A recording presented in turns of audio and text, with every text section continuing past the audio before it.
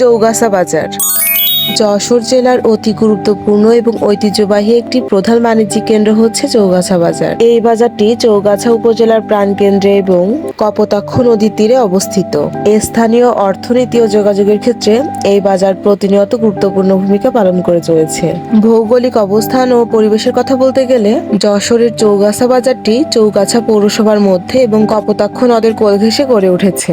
নদী ও স্থলপথের ভালো সংযোগ থাকার কারণে বেশ কয়েক যুগ ধরে এই বাজারটি একটি প্রধান বাণিজ্যিক কেন্দ্র হিসেবে পরিচিতি পেয়ে আসছে। তাছাড়াও অর্থনীতির কথা বলতে গেলে চৌগাছা একটি কৃষি প্রধান এলাকা হওয়ায় উক্ত এলাকার কৃষকদের উৎপাদিত বিভিন্ন কৃষি পণ্য যেমন ধান, গম, আলু, পেঁয়াজ, বিভিন্ন শাকসবজি এবং স্থানীয়ভাবে উৎপাদিত বিভিন্ন ফলজ এই বাজারে বিক্রি হয়ে থাকে। তাই চৌগাছা বাজার শুধু একটা বাজারই নয়, বরং উক্ত এলাকার মানুষের একটা মিলন মেলার প্রাণকেন্দ্রও বটে। যশোর জেলা সদর থেকে চৌগাছা বাজারে পৌঁছানোর যোগাযোগ ব্যবস্থা খুবই ভালো। সড়ক পথে বাস, ইজি বাইক, সিএনজি চালিত অটোরিকশার মাধ্যমে সহজে জেলা সদর এবং আশপাশ উপজেলাগুলো যেমন কালীগঞ্জ, ঝিকরগাছা, মহেশপুর ইত্যাদি এলাকাগুলো থেকে খুব সহজেই চৌগাছা বাজারে আসা যাওয়া করা সম্ভব। চৌগাছা বাজারের আশপাশে উক্ত এলাকার বিভিন্ন গুরুত্বপূর্ণ প্রশাসনিক কার্যালয় যেমন ব্যাংক, বীমা, এনজিও, সরকারি হাসপাতাল এবং বিভিন্ন শিক্ষা প্রতিষ্ঠানের অবস্থান লক্ষণীয়।